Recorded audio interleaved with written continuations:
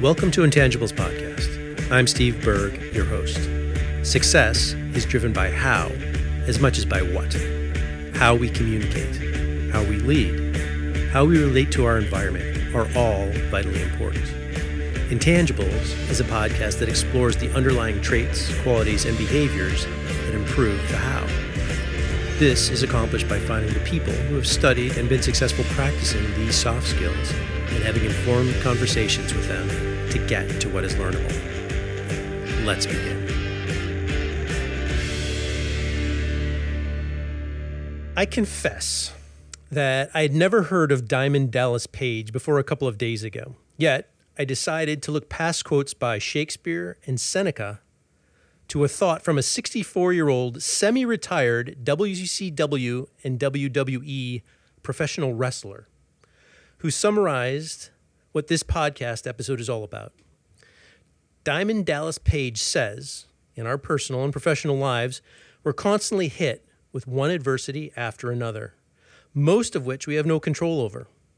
But the four things we have total control over are how we react, how we adapt, how we breathe, and how we take action. You guessed it. Today's topic is adversity. This podcast must be getting old because today, for the second time in a couple of months, now we are lucky enough to have a repeat guest. Joining me in a moment will be John Tierney. John initially spoke with me in June of 2017, so nearly 4.5 years ago. He came on to discuss willpower because he, along with psychologist Roy Baumeister, wrote a book called Willpower, Rediscovering the Greatest Human Strength. John and Roy have collaborated again. This time, they've written a book called The Power of Bad, How the Negativity Effect Rules Us and How We Can Rule It. In addition to his work with Roy, John has written a number of other books, and he's also a journalist who writes for the New York Times and the City Journal. Welcome, John. It's great to talk to you again. Thanks, Steve. Thanks for inviting me again. I had a great time the last time. Why don't we start by having you fill in any blanks about your background that I might have neglected? That's pretty, I wrote a science column for a long time for the New York Times. I wrote other columns too, an op-ed column, a column about New York. And I've written these two social psychology books and an allegedly comic novel called God is My Broker with Christopher Buckley. I do remember that one as well. Okay, so let's dive into this. I'm going to set the table a bit, so give me a moment. All right. Adversity is negative events or misfortune. Could be bad luck, could be bad feelings, bad news. Adversity, inevitably, it happens to everyone. Adversity can warp our judgment, and it can drive terrible decisions caused by the rational brain responding irrationally to a situation. So innate responses to adversity sometimes include not combating misfortune when it happens, or falling into a destructive pattern that only deepens misfortune. So better understanding of ourselves could instead result in handling adversity better by 1, thinking more effectively about the future, and 2, turning the situation to our advantage. So here's the first question. Let's start out talking about the negativity bias. Could you explain it to everybody so that we have a basis for understanding? Yeah, the negativity bias, it's also called the negativity effect, is the universal tendency for bad events and bad emotions to affect us more strongly than good ones. When you hear a mix of praise and criticism, you obsess about the criticism and you forget the praise. And, this is something that my co-author, Roy Baumeister, identified in a famous paper called Bad is Stronger Than Good. And that's the best summary of it. Bad is stronger than good. Right. So let's give a couple of quick examples of this negativity bias. When you walk into a room and, they've done experiments where if you walk into a room and see faces, you'll focus on the unfriendly faces and ignore the friendly ones. Penalties affect us much more strongly than rewards do. A bad first impression matters a lot. A good first impression, not so much. It's much harder to recover from bad things. There's a concept economists call loss aversion, that we worry much more about losing money than we do about making it. Yeah. When I was looking through different examples, I was fascinated by this notion of when you're appealing to somebody to say that saving a life is less powerful than preventing a death, right? I mean, Right. it's exactly the same thing, but phrased in a different way. Someone's like, "Oh, I have an emotional reaction to that," but the other way, yeah, not so much. No, exactly. There's some experiments where they give people this hypothetical thing. Suppose you could take a pill that had a 1 in a million chance of killing you, but it would do good things. Or then if they just flip the way they phrase it so that, so that it sounds like negative or positive, people have completely different reactions, to losing things or not. So it's very irrational. I mean, there's a reason this evolved because it keeps us very alert to lethal threats. That's how people survived down the savannah. The guys who kind of enjoyed all the luxurious fruits didn't do as well as the guys who really paid more attention to poisonous berries. You got to be alert for the predators, the lions coming after you. So it's useful, but we overdo it is the problem, especially in today's environment. Yeah. So speaking of irrational guilt, right? I was also fascinated to find out that the more prone a person is to guilt, the harder they work at task, and the more committed that they feel, which is just another example of this bias, right? I mean, in a way, if you feel worse about a thing, you're going to react to it more strongly the opposite direction, right? Exactly. I mean, it's a fun. We have a chapter in the book about carrots versus sticks, and there's this old adage that the carrots work better than sticks, but that's not how horses win races is by dangling carrots in front of them. It's they use whips, and they found this in studies of students that they learn more when they're punished for something. And there's a great in the history of religion, the religions that that emphasize hell grow much more quickly. There's this whole trend in American religion where faiths, and this starts back in the colonial era when the mainstream churches become more benevolent. They start emphasizing heaven and they de-emphasize hell. They immediately lose market share. The Methodists, the hell-fearing Methodists came along and became the big, then the hell-fearing Baptists and Catholics took over when they eased up. So, it's unfortunate, but I mean, we in the news business, that's, we know this, that if it bleeds, it leads. People just respond to that, and they respond to to guilt, and then it's all these things that hell is much stronger than heaven. Yeah, so if God's going to forgive me, then I don't really need to go because it's going to get taken care of in the work. So yeah, okay. So that's the definition of negativity bias. What else do we know about the negativity bias in terms of how I should think about it, how I should frame it in my mind as a person who's trying to cope with it, internalize it? Well, what that there's always this asymmetry that there's an old Russian saying that a spoonful of tar ruins a barrel of oil, but a spoonful of honey does nothing to a barrel full of tar. And so and that's why the negativity bias evolved, because one mistake will kill you. Life has to win every day, so so you have to avoid that one mistake. But it just, it does tend to make us pay too much attention to this. It's also more, it's stronger in young people. And that's because, as we were just saying, that negativity is a great way to learn. Penalties make you look, because you learn more from mistakes than from success. I mean, if you get a perfect score on a test, you don't learn anything from looking at it. But if it's the mistakes that, that teach you. And so younger people are much more susceptible to it. They pay a lot more attention. I mean, teenagers are the classic example. They're so sensitive to anything. They're so insecure about stuff. And it is useful. It forces you to pay attention to other people, to get along with them, to do well. Older people, that's the funny thing is that happiness increases in middle age. And even as you get older, your body is not as good as it used to be, but people are happier because they're not so prone, to focus on the negative. They just learn to focus on good things. And, so that's something in the book we're trying to teach people. How do you use that in your life instead of how do you not focus on the negative? Right. Yeah, there's a sensitivity that kind of goes away after you've been around the block a couple of times. It's so funny that, I did not know, by the way, you were talking about the Russian proverb. Yeah. I have a buddy in consulting, and he used to actually, he'd say the same thing. He would use wine and sludge. You put a teaspoon of sludge into a barrel of wine, and you've got sludge. You put a teaspoon of wine into a barrel of sludge, and you still got sludge. That's the nice way to put it. But so I'm glad to know that he was basing it in in Russian proverbs and passing it off as wisdom. Great minds think alike, right? Okay, so all right. Now that we know kind of how it impacts us, let's talk a little bit about the brain chemistry, right? What's going on in our brains that result in this bias? So you kind of give it a hint, like, hey, look, the guys that were on the lookout didn't get killed. Solid. The guys that weren't, they didn't, they may have gotten smushed, and as a result, that evolutionary trait evolved. Okay, that makes sense to me, but it's got to be more than that, right?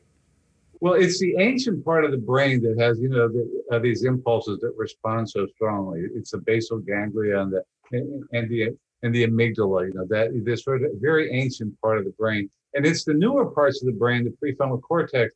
That's how we use the rational stuff to overcome it. But these are just so basic that when you get, you get the fight or flight response. That's this automatic response of your nervous system when you feel threatened, and it affects your breathing, it affects your stomach. You get butterflies in your stomach. You breathe faster. Your heart rate goes up. These are such basic ancient responses. Animals have them too. It evolved in this very primitive brain system, and it's a survival mechanism. So that's how it works. I think, and frankly, I think that's the gist of it, right? I mean, there's thousands of years of evolution suggesting that we should behave a certain way, and then logic comes along and goes, that might not be exactly the best way, and they're like, yeah, get in line, man. We've been here 1,000 years, right? So, I think that is the thing to overcome, and certainly I don't think we're going to evolve to the point where we don't have basal ganglia anymore anytime soon. So, okay. So, all right, we are now firmly on the bedrock of the fact that humans frequently let emotions associated with negative events win out over facts. I think it's time that we look at a little bit of a case study here. If you would humor us, could you please tell the story of Kevin Kelly, the football coach who avoids ever, if possible, punting the football? Right. It's a great example, and it's so current. I was just watching the playoff game of the Steelers versus the Browns. Start of the fourth quarter, the Steelers are down 2 touchdowns. They have 4th and 1 on their own 46-yard line. And, and they punt the ball, they gain 30 yards, and they threw away their chance to win the game because the Browns score. The odds, and now the Steelers have a terrible running game, but, the odds generally favor teams in making 4th and 1. And yet, coaches over and over, and the statisticians know this. They run this, and they, it's estimated that, the typical team would win 1 extra game a season. That because your chances are so good in that situation. And the numbers guys, when they look at it, they figure that if you're anywhere beyond your own 10 or 20-yard line, it depends who you look at. You should go for it, because the 40 yards you get from a punt isn't worth the field position. It's not worth the chance to score. Kevin Kelly is a coach who is a high school football coach in Arkansas, and he reads psychology texts, so it's more than sports stuff. And he knew all about the negativity bias. He looked at the numbers, and he decided. And he went to this high school that had never gotten to the finals of the state championship. They were mediocre. They're playing bigger schools. He's looking for some kind of advantage. So he decides that he's not going to punt.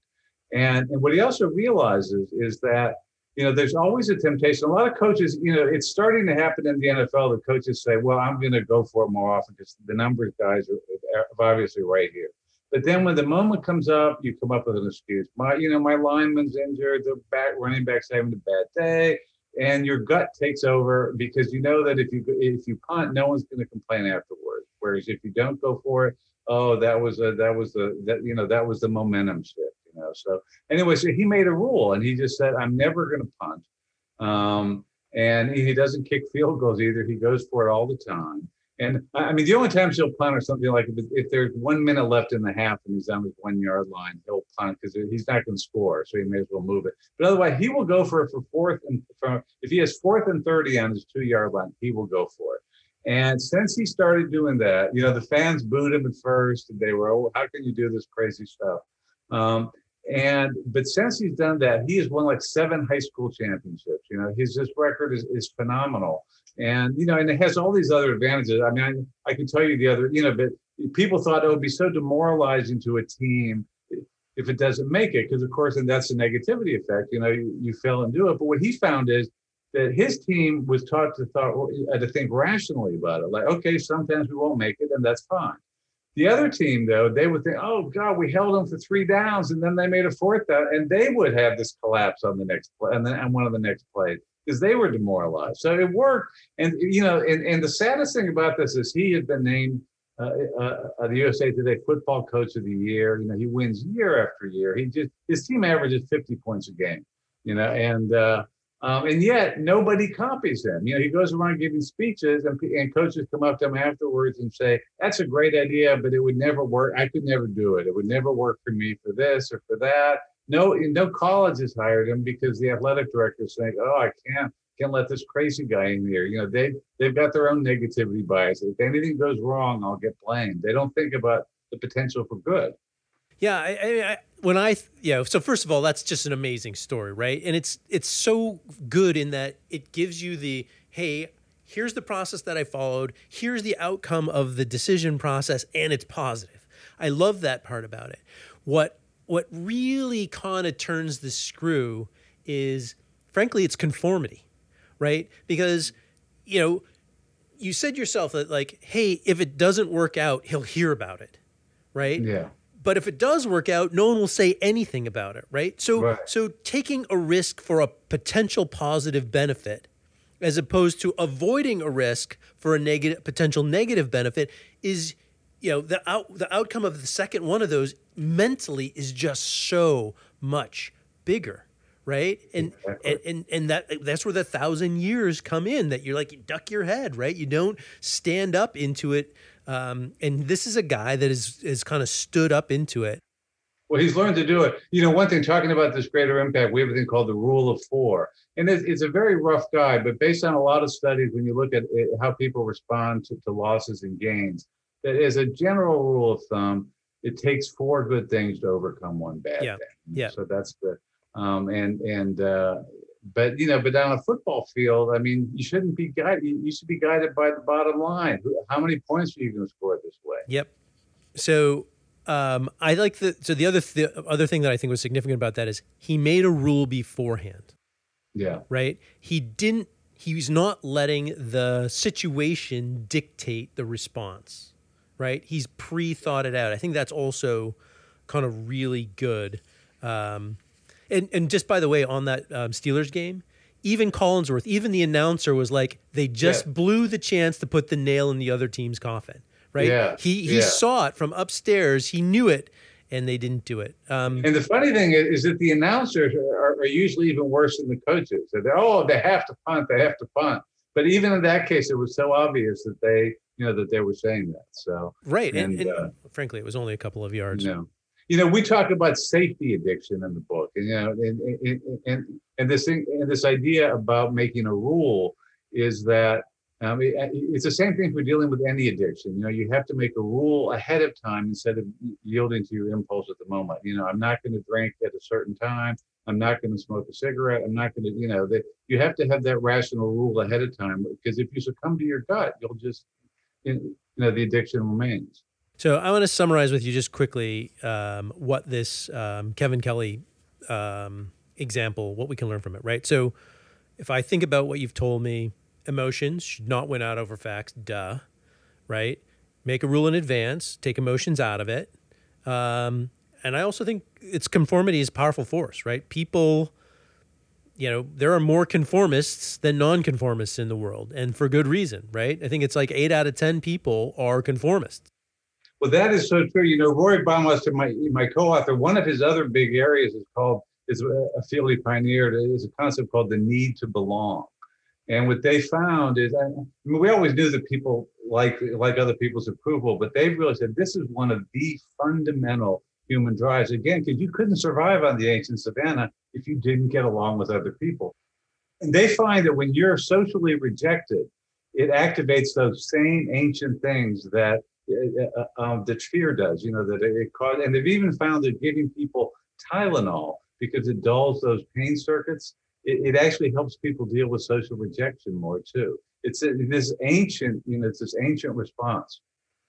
So I'm going to even extrapolate that a little bit further and say, in general, people who have overcome adversity, or I'm going to in this example, the winners in this football game example, they're just looking at the evidence and they're making decisions for themselves, right? They're making independent, fact-driven decisions. As a process guy myself, that really appeals to me. Okay, so let's talk about the ways that we battle adversity. We can use, as you mentioned in the title, use the power of bad to our advantage. What I'm going to do is I'm going to give you a couple of topics and just let you riff a little bit, if that's all right with you. Sure. We talked about understanding the negative bias. Does it really make a difference whether we know about it, what it is or not? Yes, I mean, you've got to use that prefrontal cortex, that rational brain, to understand what's happening and to try to compensate for it. Yeah. So when you feel devastated by a word of criticism, you know, you've got to try to remember it may not be that I did such a bad thing. It's that my brain is overreacting to that. I mean, one advice I have about social media is, and if you're posting stuff on, you know, if you have a business, you have something, and you read these negative comments, don't let yourself get devastated by the one negative comment. I mean, authors, get a glowing review, and all they care about is that one sentence. And one strategy about that is have somebody else read the comments for you. Yeah. And make sure that they give you 4 positive comments for every negative one, because that's one of the other rules, as I mentioned, that you want to do is remember that it takes 4 good things to overcome that bad thing. Okay. So I mean, if we know that we can be governed by irrationality, right? If we just think to ourselves, this could happen to me, mm-hmm. stops it from happening to you more often, right? I mean, just like being aware. So I'm going to go with understanding the negativity bias is actually just a big step forward in battling adversity. Yes. Yeah. Because you can then, tell yourself and be aware of that. I mean, it helps in business because, in business it's so much more, it's the angry customers and happy ones who matter. And you have to, realize that in relationships, you have to realize that that you don't make up for one hurtful thing, but with one nice thing. You've got to do that. Yeah. All right. So you talked about that. It's called, just officially, the positivity rule, which is, and the positivity ratio. Yeah. Ratio. It's not really a rule, honestly, is it? It's just a thing whereby people have figured out that if you put them on the scale, you have 4 good things for 1 bad thing, and that's about even, right? And that right. And those are based on studies where they track people's their emotions during the day, and they for instance just to find out who is functioning well, who's relatively happy, and who's depressed. If you have 1 good day for every bad day, that is not normal. You want at least usually 3 to 1, and ideally that's what we say, aim for a 4 to 1 positivity ratio, 4 good days. I mean, if you're trying to evaluate a job, just think, do I have 4 good days a week? Then it's okay to have 1 bad one. But so that's the way to think of it, instead of just wanting to quit on the bad day. I think, by the way, that explains a lot about what's going on in the world right now, right? Oh, absolutely. Just this notion that there's some people just kind of flooding the zone with bad things. Exactly. Well, there's, what I call the merchants of bad. There's an industry that is out there, and I'm in it, journalists and politicians, and, the easiest way to get attention, to get instant attention, especially on mass media, is, if it is with bad news. And so you've got a whole industry that's basically just exploiting that negativity bias all the time. Yeah. What is the negative golden rule? well, the golden rule is do unto others as you have them do unto you. And the negative golden rule is that it's more important to not do unto others the things you'd rather they did not do unto you. That basically it's the bad things that matter so much more than the good things. You know, people in relationships think I've got all these positive qualities. In the book, we tell a story from a novel by Trollope about this couple that seem perfect for each other, and they both think I've done all this for the other person, but it's the the one bad thing happens and it just spirals. It spirals out of control, and that's what tends to drive marriages apart. It's not. When people track couples over time to see who stays together, it's the bad things that predict whether the marriage is going to survive or not the good qualities. Right, right. So, yeah. So far more important not to do bad. Yes. Than it is to actually do good. Okay. Exactly. Okay. Let's talk a little bit about the Pollyanna principle, where essentially we can program ourselves to be cheerful through adversity. Right. Yeah. It comes from this really kind of awful novel and movies about Pollyanna, this girl who plays the glad game. And no matter what happens, I'm glad about it. She can, anything that happens. And it's always kind of nauseated critics, including the actresses that played in the movies. They found it so unrealistic. But the thing is, she actually was right, and the reason these movies and books have been so popular is that she tapped into this fundamental principle that you can change the way you are. Now, we do have certain ways, that our brain kind of naturally does this, to overcome bad, that we use more positive words than negative words. And, social media, for all the bad rap it gets, is much more positive than mass media. People tend to share positive stuff because you don't want to be seen as the downer so much. And you don't send your friends pictures of schoolyard shootings, and people like to share stories about science and the arts and culture, positive things. And so, that's the idea of, and the Pollyanna principle basically is how to accentuate the positive ways you can do that. I can talk about some of these, like, one of these, one tool that they found recently is nostalgia, thinking about and sharing nostalgia with people. Very powerful force for improving your mood and your outlook. Well, what I just find so unusual about it is it just seems ridiculously hokey. But it is actually scientifically proven to work, right? Right. They've really shown, for instance, that keeping a gratitude diary, just writing, and sometimes if you just do it once a week, write down 3 or 5 things you're grateful for. It does improve people's, moods. One of the things, is called a gratitude visit, where you go and you visit someone who made a difference in your life. And you write a little script ahead of time. You just go sit down with them and you tell them and you read it to them. You say, I want to thank you. You did this for me, you did that for me. And they said that not only will that person feel great, but you will feel better for weeks afterwards. You're just enhancing that positivity and you're counteracting the negativity bias. Yeah. So I think that, we had that discussion briefly about brain chemistry. There's always that expression, neurons that fire together, wire together. And, and I think that's it, right? I think that's what's happening is you're creating a kind of a groove in your brain that kind of appreciates this, and that almost is like a shield against adversity, strange as it is. So you talked a little bit about choosing your words in communication, realizing that the phrasings are important, and let's talk a little bit. Let's just go back to that punishment versus rewards. If sticks work better than carrots, one, why would you ever use a carrot? And two, I think you need to understand, in terms of how you do business, that penalties motivate more than rewards. And frankly, I hate that coming out of my mouth. But once again, we're just talking about the science, right? Right. Well, the reason, your first question, why do we use carrots at all, is because they're a lot easier to use. Nobody likes, most of us, unless you're a sadist, don't like confrontations. You don't like punishing people. And so there's been this belief that we want, that they do work better. But, the evidence shows the opposite, whether you're looking at, at students in school. There was a study, there have been a couple of really interesting studies with employees where you basically give them either a bonus or a penalty. And the way they structured it was really the same thing. You were getting more money at the end of the week. if the factory did reach a certain quota.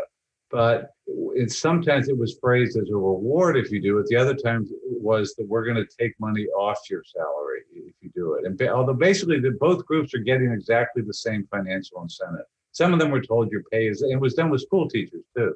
You'll either get a bonus at the end of the year or you start off with a bonus, but we'll take it away from you if you don't do it. And, and the penalties just work much better. They cause people to focus much more. And, they found that for the factories, a huge increase in productivity, it was certainly worthwhile to do that. So, but again, it's hard to do that. I mean, nobody wants to do year-end penalties at Christmas time. By the way, I'm deducting this from your salary. But to the extent that you can try to structure things that way, as a loss rather than a gain, it's going to affect people a lot more. Thank you, evolution. All right. So I think that's a good segue into how we internalize this and the things that people can do to battle adversity. I'm fascinated by the notion that people are resilient, and so that adversity actually causes some people to kind of rise to the occasion a little bit. Thoughts on that? It does.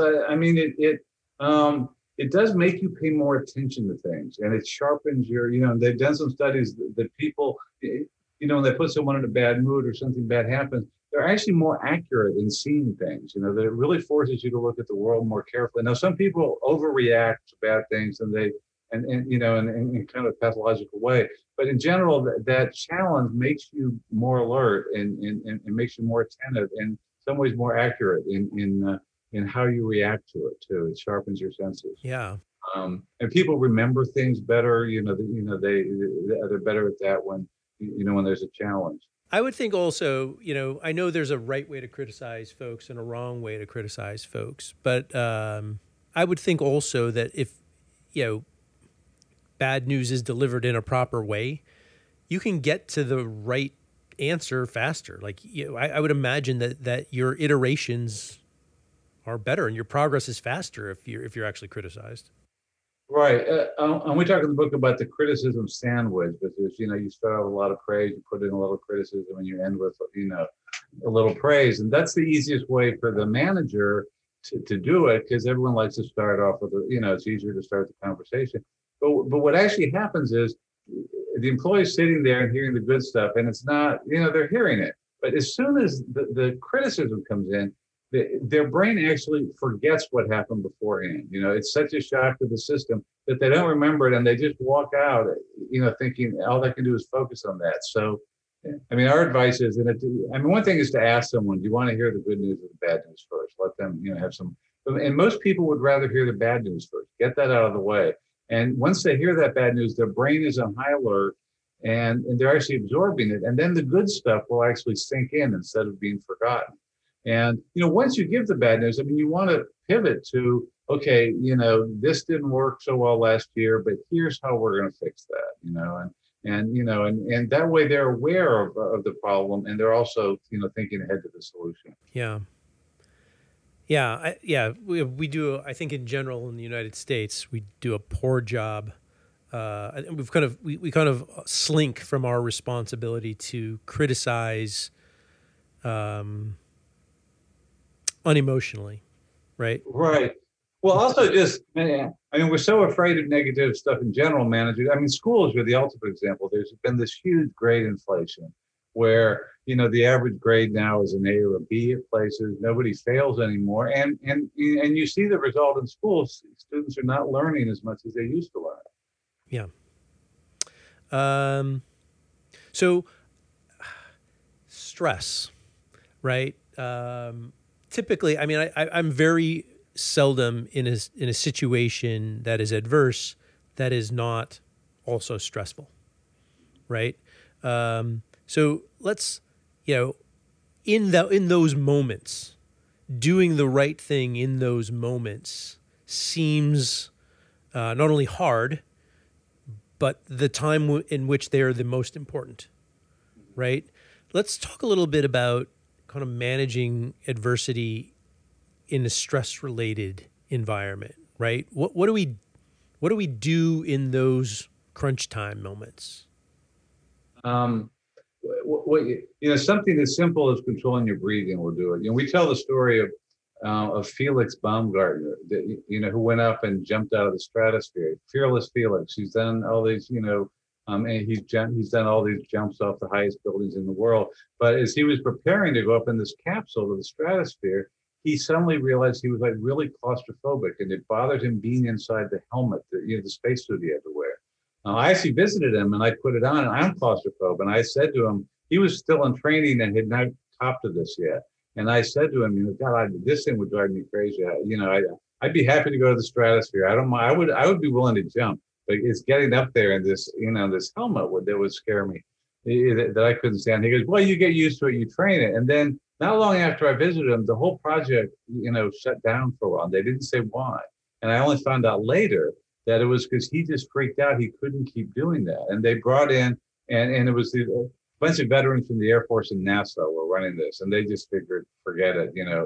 If you don't have the right stuff, either you have it or you don't. But they brought in a psychologist who's an expert in how you deal with these high stress environments. He deals with professional athletes, people in the military, that kind of thing.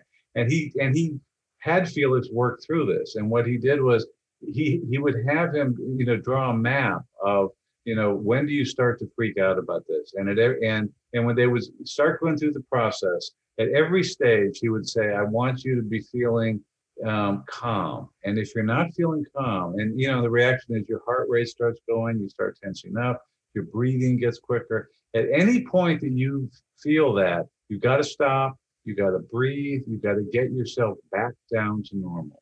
And you don't proceed until you do that. And so they did that. And at first, Felix would put on the helmet and the suit, and he couldn't stand it that long. But gradually, he just trained his body. And he said it's amazing what the breathing does. Because your body's visceral response is, in that ancient basal ganglia, is to speed up your nervous system. But there is this opposite, response, the relaxation response. So when you breathe deeply, that's telling your body things are okay. There isn't a fear, So he did that, and he eventually managed to tame his fears and do that. He would map the triggers, and then make sure he didn't proceed, at each stage of it, and until he was calm again. So it didn't build up and accelerate and take over. One of the other great pieces of advice that they gave him in this was, they said, you don't panic to death. And I talked to some psychologists who treat people for fear of heights and things, and speaking of, they're terrified of public speaking, and they have panic attacks. And they said the first step in dealing with panic attacks, people think, I want to be able to give a perfect speech, I want to overcome, and be able to do that without stuttering and without anything. They said the first step is you have to stop being afraid of panic attacks. You have to stop being afraid of stuttering on stage. If you do it, it happens, life goes on, and people will understand, and you just go on. And once you stop thinking, oh my God, it's starting, I'm going to start stuttering, I'm going to, the panic is saying, once you start thinking, it's okay, I'll have a panic attack and it'll pass. Yeah. So if you can tell you, and so then once you're not afraid of panic attacks, then they stop coming. That is. Yes. So first of all, there's a couple of things from this. Like, one, I would have thought, the story about the daredevil, my gut would have been, that you cannot put Humpty Dumpty back together again, right? Once this guy cracked up, that there's just no coming back from that. So it's just amazing that you can. And I think that's so instructive for all the people who have had one moment in time where they just, and and realizing, that I can do this better the next time. It's under my control. The second, I think, is Diamond Dallas Page. Apparently he knew, right? Like, that was his number 4 thing. You can breathe. Right. Now, who was Diamond Dallas Page? So I'm sure he's going to listen to this and call me up, but he was like not a first tier wrestler, right? Oh, okay. He's 64 by now. So I just can't imagine that he's very successful in the ring anymore. So he's semi-retired, right? And he's kind of gone on to this motivational speaker role. And when I came across this, I was like, seriously, I was looking at like what did Seneca think about adversity, and what did Shakespeare and his writings say about adversity? And then I came across this Diamond Dallas Page guy, and I was like, that's exactly what I want to talk about on He's this spot podcast. on. Yeah, From the mouths of wrestlers. yeah, from the mouths of wrestlers, exactly right. And I'm frankly now I'm a little bit nervous because I believe he resides in Jersey, just across the river, and so I am probably in proximity. Well, just use his 4 techniques for dealing with yes, that. that's exactly right, which I will repeat at the end. Let's see. Is there that was kind of the last area that I really internalization of this coping was the last thing that I wanted to really talk about. But I always do the 3 things at the end, and I'm going to swap them up because it's the perfect time. Is there anything about this topic, bad or adversity, that you really want to talk about that I didn't, admittedly, this is a kind of a short summary. There's a lot of things that you bring up. What is there anything else important that you think we can't? Well, I guess one thing, what's been in the news the last year has been just bad to a new heights or new depths of bad. And I think that there is this crisis. I call it the crisis, that we've got this industry that is just exploiting that. And I mean, COVID was a real threat. It wasn't a fake threat.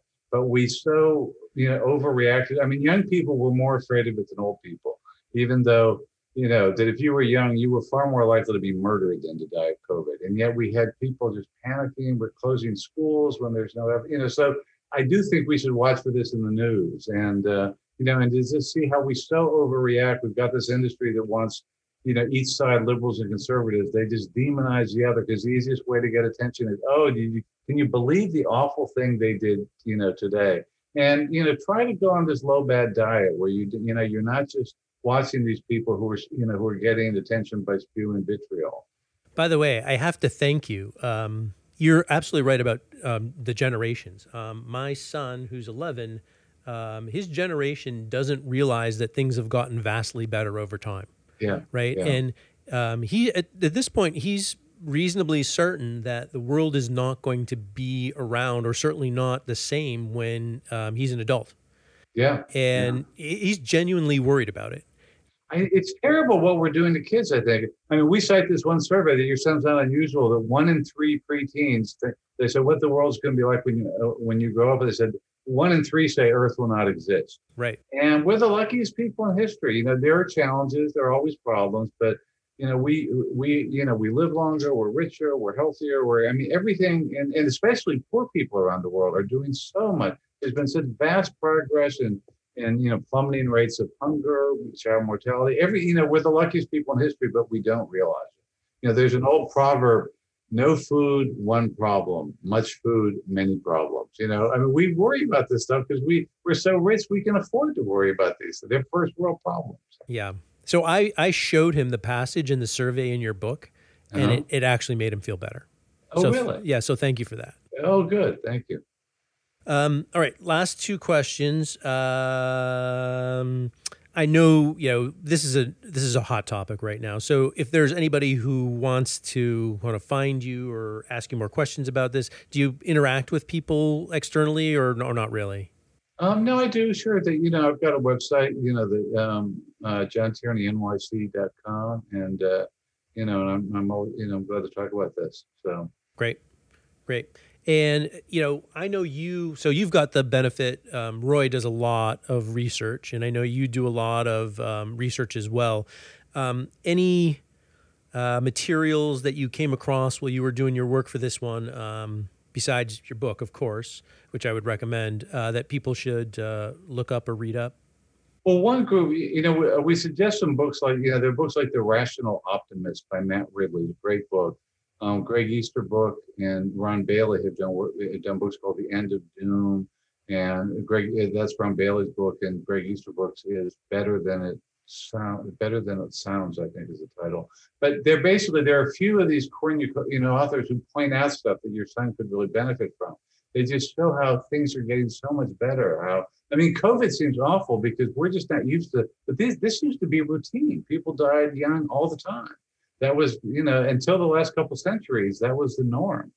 And so, and it's good to keep that, it's Pollyannish to play, but I'm glad I'm alive now. I mean, we should all be glad we're alive. Why would you have wanted to live before this? So. Perfect. And we've overcome all these past challenges, and there's always going to be new ones. But we have the capacity to overcome the new ones. That's our record on this earth. So I think on that note of optimism, that's actually the perfect place to end. So I want to thank you. Obviously, it's really nice to be able to talk to you again. And I appreciate your thoughts and guidance and all the work you do on these intangibles that make a difference. Well, thank you. And thank you for, it's a great podcast. Thank you. Thank you for doing it. This has been Intangibles. You can find this podcast on iTunes, Google Play, SoundCloud, and many other podcast platforms. You can also find it at its home on the web, which is www.intangiblespodcast.com. I'm Steve BERG. Thank you. Keep an eye out for the next episode.